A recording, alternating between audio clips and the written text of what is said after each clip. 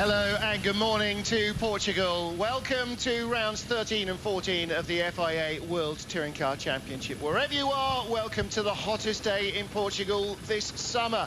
Crowds already filling the grandstands, 30 degrees in the shade, of which there isn't very much. Track temperature already 37.8 degrees. Harry Folkart, yesterday 63 degrees, 147 degrees of track temperature in qualifying. So temperatures are only going to climb during the day. Yeah, it's only 11 o'clock now and 30 degrees. That's massive, isn't it? You can only imagine what it's going to be like this afternoon for race 2. And yesterday the heat was just unbearable, and he had to kind of dodge the sun, basically looking for air conditioning units. And I think might have to have a little trip down to the beach and get in the sea later on to cool myself down.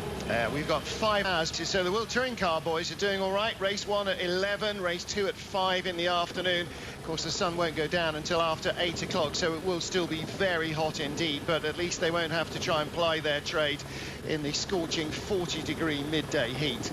We will be running for cover. Looking down there on the paddock, and the grandstands really very busy all the way around this street circuit. It's at a park just down by the seashore on the edge of the city of Porto. There will be fans lining the fences. It's a very, very popular event, biannual event, and a weekend ago they had their historic Grand Prix here as well. Well, Ivan Muller, the man who set the fastest lap here, claiming pole position. It's an RML Chevrolet 1-2. Three-time world champion, our points leader, did a scintillating job. Harry Folkart putting himself comfortably clear of his teammate Tom Chilton, 0.3 of a second. But Chilton, who he said slapped the wall several times in qualifying, doing an outstanding job to get a car he's never driven on this street circuit onto the front row as well. Yeah, Tom did a great lap. I mean, to be within 0.3 of Ivan around here it's no mean feat, really. It's obviously Tom gets Ivan's data, but there's only so much that can help you with. The data is a big thing in this, but Tom's got it. There's one thing looking at the data and one thing translating that into action on a street circuit. 1, 2, 3 for Chevrolets, because the Dane Michel Nukke is third. His car bearing allegiance to, or memory of, Alan Simonson, who was so tragically killed last weekend in the race at Le Mans. And also I'd like to offer our condolences to the family and friends of Andrea. A very safe race here for all our drivers, our marshals, our track workers and our fans at Porto. It's been a very tough week or so for motorsport, a sport that gives so much and just occasionally takes away so much as well. Well, further down on the grid you can see those who had trouble in qualifying. Alex McDowell and Karamchev also struggling, and Mikhail Kozlowski, who will start last on the grid. I'm very pleased to announce and welcome onto the grid of the world Yves. Tell us, firstly, Citroën this weekend announcing that they're going to be with the World Touring Cars. Expand a little bit more on your plan for next year. Our plan is to be there at the first event next year with at least 2 cars, and try to take the experience as fast as possible to be able, I will say, before the end of the year to win one event. And can you tell us the drivers that you're looking for? Obviously, Sebastian Loeb is being announced. Who would be your ideal partner? To have a driver who have a lot of experience from the touring car, and we will look to the podium for last year, and for sure these 3 drivers are on our short list. Apologies for the signal breakup, but Yves Maton, charming in the press conference this morning, as well as their technical director, Xavier Mastelin-Pignon. And as he said, looking maybe for one of last year's top 3 drivers to join Sebastian Loeb in the team.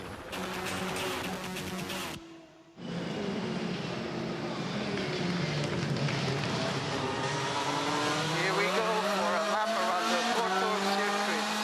We are coming down the plane and the pit straight, doing the first hard braking, going downhill and quite bumpy here, as you can see. A lot of movement. Important re-acceleration here. Just along the beach, a lot of sand on the track sometimes here. Tricky braking because you're never really straight. There's traffic here. Another important corner. Important to accelerate early because we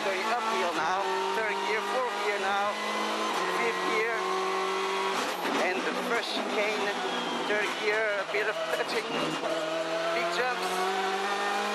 Here we go, to the long straight line, probably the longest one. Very tricky track, slippery as well. Not a lip, of course, it's a straight track. Yet another third gear. Very close to the rails, of course. And here we go for one of the first second gear corners. Flat out here, quite easy, just a little bit of braking and back on the gas for gear. We're right here, the very technical and slowest parts of the track. Here very slow, be careful with the traction. Here we go up the hill again. One of the most difficult corners here, bumpy and off camber. Here we go.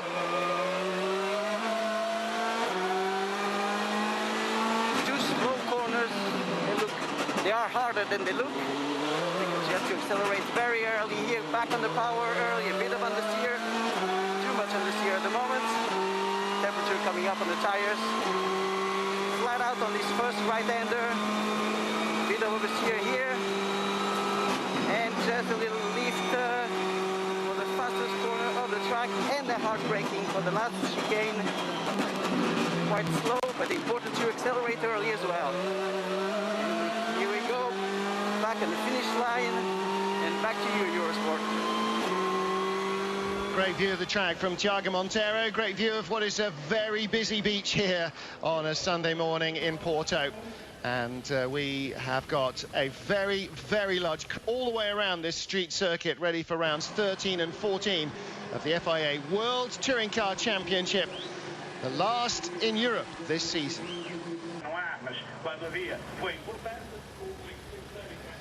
Circuit de Boa Vista, around the Parc de Boa Vista, right down at the end of the Avenida de Boa Vista, on the fringes of the Circuit of Porto. Behind us, the city, around us, or between us and the other side of the track is the park, and just beyond is the beach. And happy birthday wishes from the team to a friend of the family, as Norbert Mikulits trying to recover from air conditioning flu, Harry, which is something that everybody has experienced at one time or another. He felt fairly rotten yesterday, a little bit better today. Not really what you need when you're in a sweltering sweat box where the interior temperature of these cars will be come 60 degrees Celsius. No, you're exactly right. And I thought it was quite interesting this morning in warm-up. Ben got down there and had a bit of a chat with him. And he said he'd been doing a bit more physical preparation and he'd been getting himself ready for the high temperatures of the flyaway event. And it was noticeable. He looked a little bit more trim around his face. He looked a bit more action-like. I mean, not that he ever looked slouchy anyway, but it does show. And I guess that'll help him get through this a little bit, even if he is still carrying a bit of that illness. Third on the grid and winner last time out, race 2 in Moscow, is Michel Nukia, and Danish driver. And as I mentioned earlier, you'll see it on his car, racing in memory of Alan Simonson, who lost his life last weekend in the 24-hour race at Le Mans. And that's hit Danish motorsport hard, and a lot of motorsport fans I know will be very saddened, or were very saddened at his loss, and will be as well by the loss of Andrea Marmé this morning in Paul Ricard. Well, the front row dominated by Chevrolets, as it was 2 years ago. Then it was the blue factory Chevrolets, now it's the red and white Lukoil Chevrolets. The cruise is the same. And hi to Vicky, who's broken her arm there, Ivan's biggest member of his fan club, or biggest fan perhaps, apart from, well, maybe him and his girlfriend and his dad and family, but massive Ivan Moller fan. She broke her arm a few weeks ago, so get well soon. And Ivan starts on pole position. Didn't win either race here last year in a clash with Rob Huffer, of course, which was the huge story 2 years ago, maybe the turning point of the season as well for Ivan. It really seemed to light the afterburners, and from there on he was very hard indeed for his teammates to catch. He'll start on pole position, and he is definitely our odds-on favourite here. Cars heading out on the final formation lap before round 13 of the FIA World Touring Car Championship, led by the leading car, and then Ivan Moller, Tom Chilton, Michel Nukia. Chevrolets first, second and third. Fourth place is the best of the Hondas. That's Norbert Michelisz, the orange and black car, then the Castrol Honda, Gabriele Tarquini. Pepe Oriola's car is in 6th. Let's hear from Tiago Monteiro.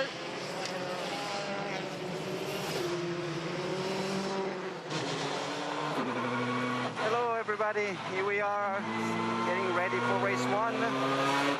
We are warming up our tires, as you can see. There's no need really because it's so hot in the air and on the track. Very nice to see so many people around the track, everybody standing up already. It's really, really exciting moment. Obviously, I'm not in a position where I would like to be. We had many problems yesterday in qualifying, but the team did a great work. We are back in the game this morning with a good lap time in warm-up. Therefore, I'm up for the race. Obviously, very difficult to overtake here, especially at the start, very narrow. I'll try to bring the car home, but to give a good show. I'm warming up a little bit my brakes as well, especially thinking about the first brake, very important. Really hope to give a good show, and that at least the fans enjoy, and we can learn from this race. Back to you, Eurosport. See you all later. Well, good luck to Tiago Monteiro, only 17th place. And these streets he used to cycle to the beach on. You know, he lives in this city still. His father and his family are based here. And a very tough time in qualifying. If it wasn't for bad luck, he'd have had no luck at all this season. It's changing the this week with the might look to work on Italy. It's good win championship. Gordon put point on it. I don't think that's all right. Only won't change in Europe, but it will happen sooner, I think, rather than later. So we are getting ready for the last ever road start of Europe. As next year's new 24 regulations and starts for races, BMW's older cars are not expected to trouble any of the new front-running machinery, and therefore going back to standing starts to balance things out and to reduce the potential for danger and carnage at the first corner. Yeah, sometimes these rolling starts, you're piling into the first corner and you're going a lot faster than you necessarily would be off a standing start, and you're also a bit more packed together, so it does tend to sometimes cause a bit of carnage. But you know, we've seen it done before, but it's not to say it doesn't happen off a standing start, of course, but you know, sometimes when you're arriving a little bit faster, that's the only difference really. Well, Zoltan Zengo's not the only one with fingers crossed. The drivers will need all their wits about them to get through safely. It is a narrow street circuit, it is real roads, it is bumpy, it is bouncy, it is very, very hot and challenging. And the two Chevrolets are first and second. On your right is Ivan Muller. On your left is Tom Chilton, pacing the field at 60 kilometres an hour into the final chicane. Lights won't change until they clear it. It will be reinstated at the after the grid goes by, and away we go. Now, let's see who moves well. Stefano D'Aste in the middle of the field, immediately looking for the inside line. Thompson was behind there as well, and a bump from behind for Michel Nuccia. And that's, unsurprisingly, from Gabriele Tarquini's Castrol Honda, as Tiago said, working on those brakes to make sure they're there at the first time of asking. Chevys 1, 2 and 3. The orange and black Honda of Michelisz has the Castrol Honda of Tarquini up the inside. He takes 4th place. Gabriele, second in the championship, is on the hurry up here. Oriola's blue Chevrolet in 6th position. No other major changes further back that I could see. So no. The BMW should fare reasonably well here as the tyre temperatures rise and the front-wheel drive cars degrade their tyres, and through the chicane go a handful of BMWs even as we speak. Yeah, I think that was Tom Boardman as well going through there in the Seat, and I think it was actually at the start there was a little bit of contact you can see on the front of Nuccia's car and Michelisz's car as well. Oh, and there with the back end of Nuccia's car, that was from Cameron car, that was from Tarquini. No, I think that was the front corner of Michelisz's car. I thought he was bounced up in the air. I thought it was in front of Tarquini. We'll see that later. So it's Muller, Chilton, Nuccia, Tarquini, then Oriola now in front of Michelisz. Good pass by Pepe in his first ever race in a Chevrolet. Huff in 7th, Thompson up in 8th. Basseng down to 9th ahead of Tom Coronel, the best BMW. Then D'Aste, then Nash. Those are the ones you just saw going through shot. Little gap back to Monteiro in 13th. So he survived that chicanery. There he is in the Castrol Honda as we ride behind with Tarquini. Right up under the back bumper of the Nika Racing Chevrolet of Michel Nuccia, 3rd and 4th. Couldn't get much closer than that, I don't think, Martin. You could see pretty much all the rear suspension and stuff going on under that Chevrolet. Well, on board with Rob Huff, he now is challenging Norbert Michelisz for 5th position, and Norby is dropping speed. First and second sectors not as quick as the front runners. I wonder if he's picked up a little bit of damage there, because it looked quite aggressive and it was on his front wheel, obviously, so a little bit of a touch on the tracking or something can damage that. Yeah, it doesn't take much to knock the wheel out of alignment and really make it a handful on a street circuit with no room to spare. Lap 2 of 11. And Mikulits in the orange and black car now starting to stabilise his lap time. Tom Coronel, who didn't take part in the morning warm-up, in 10th place from 11th on the grid. But out front, Ivan Muller and Tom Chilton. Not racing away with this one. They've got Nukia there to keep them honest. And Tarquini is hanging on to their coattails. And, of course, on these long runs up the straights, he'll be in the slipstream, and that'll help him stay close. Yeah, we know the Honda's fast in the straight line anyway, but obviously the Chevrolet is also equally quick, so that little pack will be pulling each other along, and I wouldn't be surprised to see that maybe break away a little bit. But that said, the Seats were fast in the straight line this morning as well. Yep. Huff looking to the inside, to the outside, to the inside of Mikulits, and again to the outside. Norby in the middle of the road. He knows that Huff is very close and very quick. And you're right, the Orica engine in the Seat is a very quick piece of kit. Battle behind for 11th, that's Daste in front of Nash. Nash will start race 2 on pole. He must keep the car in one piece. There is 5 hours to repair it, but if he takes it out, apart from and Mikulits has hit the barriers, and that was coming all the time. He's been struggling with that car after the lap 1 contact, and he went wide into the barriers. He'll try and get back to the pits because they can work on it now to the checkered flag. Otherwise, there is only 15 minutes between the races before race 2 when you can work on the car, or you surrender your grid spot and drop to the back of the grid. Yeah, while they're in Parc Ferme, that's it. You're 15, although there's a bigger gap than obviously in real time, there is only 15 minutes that they can work on the cars between the races, so that's definitely got to be his priority, is making sure that thing's back before the end of this race.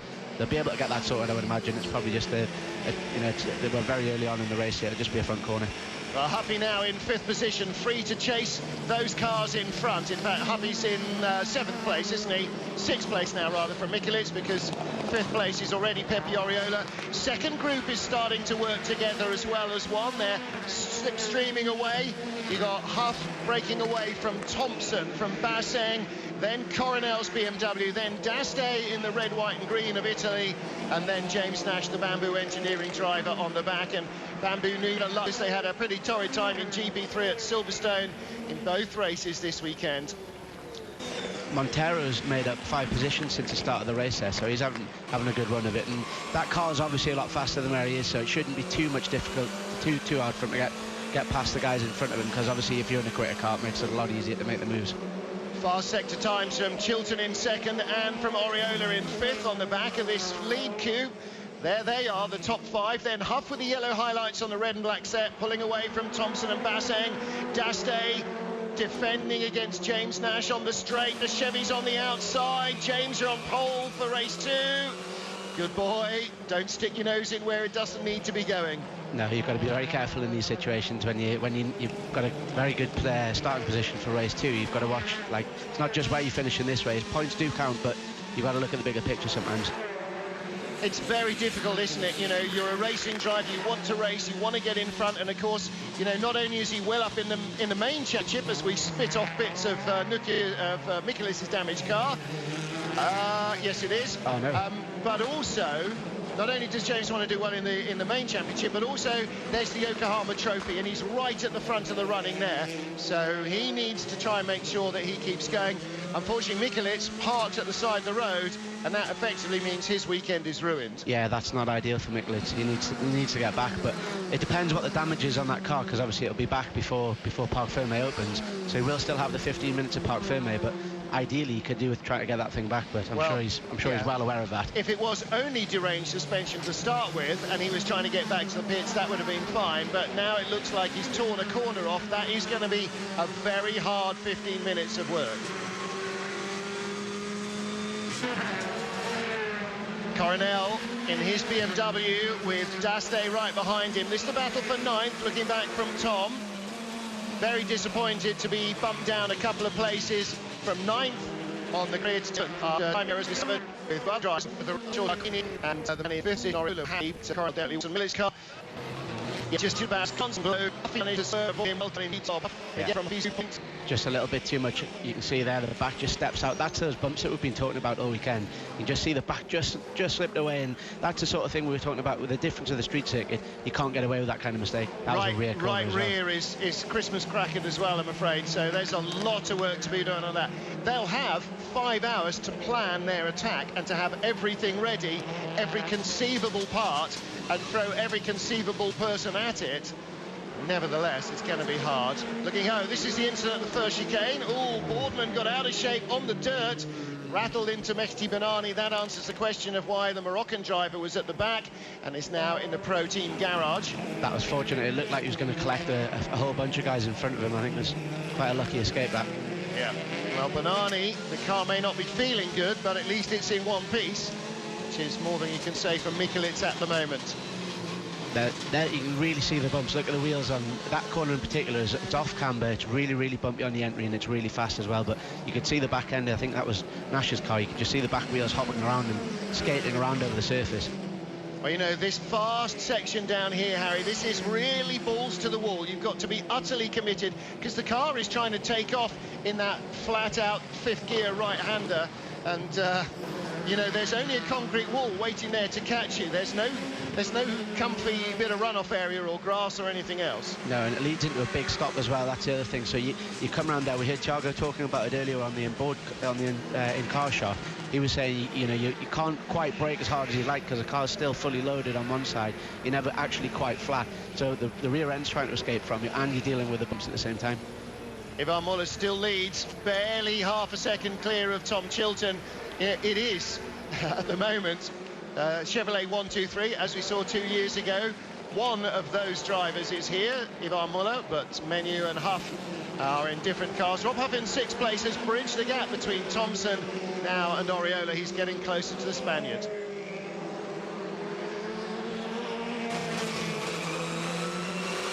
Looking back from Tom Coronel as we run up the Avenida de Boa Vista.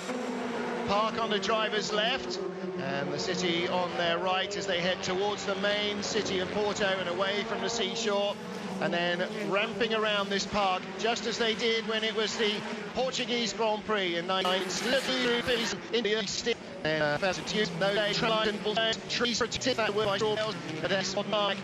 Still challenging, still unforgiving when you get it wrong. Tarquini's looking like he's going to have a little look at Nukia there. He's all over the back of him, and he actually made Nukia go a little bit defensive in the last corner. But this little train here, you've got the Chevrolets, and obviously Huff's going to be trying to get into the back of that as well. And you can just, I don't know, I just got a bit of a feeling that's going to create some fire, because we've still got a long distance in this race to go. Coronel and Chastain, as they fight each other, are they going to get any closer to the front-wheel drive cars at the moment?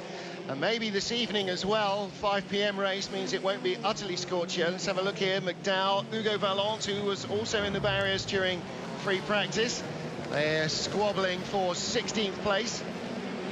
Will the BMWs be a factor, Harry? At the moment, it doesn't really look like it. No, I don't think so. There's not too many long radius corners here, which is what really affects the front-wheel drives. Front tyres in temperatures like this, and I think tyre wear hasn't been a massive issue this weekend. There are a lot of straight lines and quite a lot of areas where the tyres do get a bit of a breather, they get a chance to cool down, and it's a lot of starting and stopping, but the rear wheel drives really come to the fore when there's really long radius corners, and that front tyre is just hanging on the front wheel drive. Pepe Oriola obviously feeling pretty racy in that blue Chevrolet now that Gabriele Tarquini is dropping off the back of Michel Nukia. I wonder if he's made a mistake there, because he seems to have lost quite a lot of time in the last lap there. Well, we've seen how aggressive the Honda is, haven't we? How it really bounces around. Maybe finding tyre wear to be an issue. Maybe they're finding brakes to be an issue. Oriola's going to have a lunge at the inside. He is not. Didn't have enough of a run on Tarquini, but he's showing the nose. And that shows great confidence in Pepe. Don't forget, he did half an hour in free practice, half an hour in qualifying, 15 minutes in morning warm-up. He's never driven the car before then. Black and white flag for car number 22, Tom Boardman, to respect the track limits. I assume that he's straight-lined to chicane again. Tom's he's a bit further up than we've seen him this season. He's 4th independent, and it looks like he's having a good race, but he's under investigation, obviously, for that incident that he had with Mehdi Benani. And also he's here on track, which is a lot more than we've seen this season. They, again, you know, if if Thiago had luck, he ought to compare stories maybe with Tom and John Boardman, because the STR team have just been having wretched luck. Well, Tarquini's regathered his forces, hasn't he? And now latching back onto the tail of Michel Nukia in the battle for a podium spot and trying to shake off Pepe Oriola. Chevrolet 1, 2, 3 and 5 here. So having a really good run at the moment. Castrol Honda, the only interloper in this lead group. Yeah, I think Tarquini, he definitely made a mistake in that move before, because he 1 minute he was right on the back of the gear, and then he dropped right back, and must have managed to defend against Oriola because it slowed the pair of them up, and as you say, he's now moved forward. Montero's looking very racy there, isn't he? Yeah, right behind James Nash, and again Nash has got to be careful with that car, because it is the pole car for race 2, and whatever else, even if Thiago gets by you, you do not want to give away pole for a race on a street circuit. That is a really golden card, and Nash has got to cling to that thought above all others. Definitely, and Montero's not a championship threat to Nash anyway, so you don't want to let anybody through, obviously, but you also don't want to get taken off by somebody if you've got the pole car on a street circuit. We're talking lesser of two evils there, aren't we? Let Thiago go by, or wreck the car and don't have a chance to win race 2. Yeah, exactly. Yeah. Not much of a call. Even I can spot what the obvious choice there is. Look at the difference in the straight line speed of the Seat there. You can just see it dragging away from Tom Coronel, who's in the tow. Actually, there was a really interesting shot there before. Coronel was going through one of these bumpy corners, and you could actually hear the splitter bouncing off the road. You could see the car got into a bit of a hop, and sometimes when that happens, it's like a pogo stick. You know, it exacerbates itself with the weight going up and down, and you could just see the front splitter banging into the ground. Well, Tom's twin brother Tim is here as well this weekend. Long time since we've seen Tim at a World Touring Car meeting. Of course, he used to race in the Seat Leon Euro Cup that also spawned, well, drivers like Oriola and a whole bunch of them that have been in and out of the championship. Who else? Michel Nukia came from there, didn't he, as well, who's currently lying in 3rd position. Karamchev came from there. Mikulits came from there. I mean, it was a great training ground. You know, you got these young guys in identical cars, and they were always in the same paddock as the World Touring Car Championship, to which they cast their envious eyes and to which they and their teams aspired, and as a result it made this championship stronger too. It's a real shame that championship's gone, because it, like you say, the cars weren't a million miles different. They were similar sort of horsepower, just a bit less grip. Yep. And they had aero on them, which these don't, like flat floors and things, but yep. You know, it is a real shame to see the big single make stuff like that going. Saw the blue BMW on the back of that train of the man with the broken hand, Freddie Bart, another Seat Leon Supercopa driver as well. So yeah, I mean, it was a very good training ground, and a real, yeah, it was the GP2 of World Touring Car Championship, definitely. And it'll be interesting to see if we can get another one-make championship like that, at least to support the European rounds and give teams and drivers that ambition and that, you know, rubbing shoulders with the great and the good in World Touring Cars. Yeah, it gives the young guys a chance to meet the bigger teams. It gives them something to watch and aspire to. And sad to have relaunched their new car. It's just whether it's going to be... Oh, Tarquini, puncture. Was that... Yeah. Yeah. Looks like something. Yeah. Boys, no, that's a turbo blow, is it? That's not as smoky as Thiago's, but it was very instantaneous. Watch him at the bottom of your picture. Yeah, now he's off throttle there, so that is sucking oil through. Yeah, it's something to do with the engine, isn't it? Yeah. That's an oil colour. Yep, that's burning oil like the battleship Potemkin. Now he's got to get into the pits. Only 3 to go. There's Andrea Adamo, the designer of the car, and responsible for much of N Technology's success in the touring car arena as well in years gone by. And that is exactly what Thiago's car looked like at the beginning of the end of free practice 2 yesterday. Is that going to be spreading oil? No, it's burning oil, it's not dropping oil. That's a seal in the turbo has gone, and it's basically pumping oil through the engine. Now, the knock-on effect can be very detrimental to an engine, because compressing the fuel is one thing, compressing fuel and unregulated amounts of oil is an entirely different thing. You know, it can detonate the engine and it bend all the rods and cause all sorts of damage. But also, the guys from Honda R&D were saying changing the turbo in situ in the car is very difficult. Space is extremely limited at the front of that Civic. That is going to be a long job. Tarquini is going to have to be out of park ferme.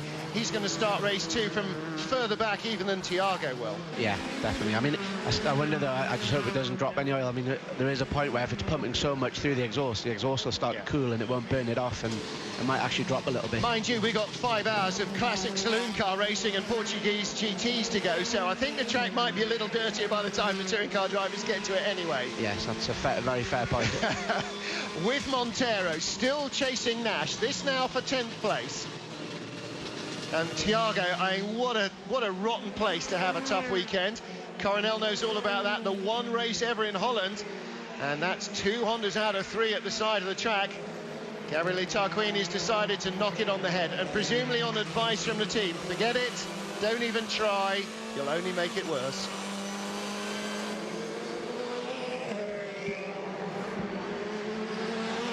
Yellow flags out in Sector 2 at Porto. We ride on board with the only Honda left in the race. Thiago Montero chasing James Nash for a spot in the top 10. Mark Bassen coming towards us in the all-inkle black and red Seat, 7th at the moment.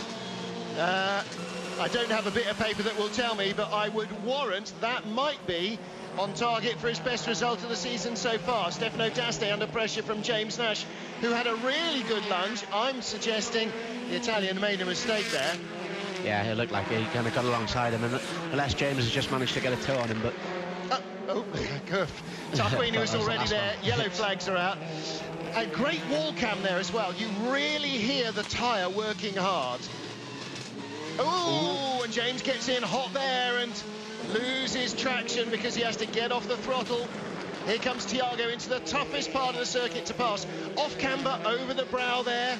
Horrible corner for a car to deal with. James looks like he's had a bit of a hit in the door there. He's got a bit of damage down the one side there. Obviously we haven't seen what happened there, but... Oh, and that's Freddie Bart. He's looped it round. As I said, broken hand. It was pinned and plated and screwed back together after Moscow. And again, when you're driving with that degree of pain and discomfort, he may just have not been able to catch the car when it went.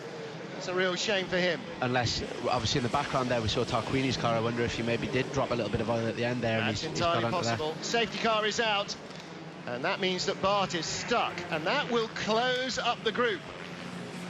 1, 2, 3, 4, 5. Muller, Chilton, Nokia, Oriola there. The 1, 2, 3, 4 Chevrolets. So 2 RML Lukoil cars in front. Then the Nika Racing, the white and black Frisian cow design, if you like, on Michel Nokia in 3rd. And in 4th place, the blue with the red wheels of Pepe Oriola. Rob Huff will close in. James Thompson will close in. The 2 Brits, 5th and 6th. And oh, what is that? That is a course car on track, and I can't believe the BMW that got it. Of course it was Franz Engsler. Of course it was Franz Engsler. That's not ideal, is it really? You come around the corner fully lit, and there happens to be a Land Rover or something parked there.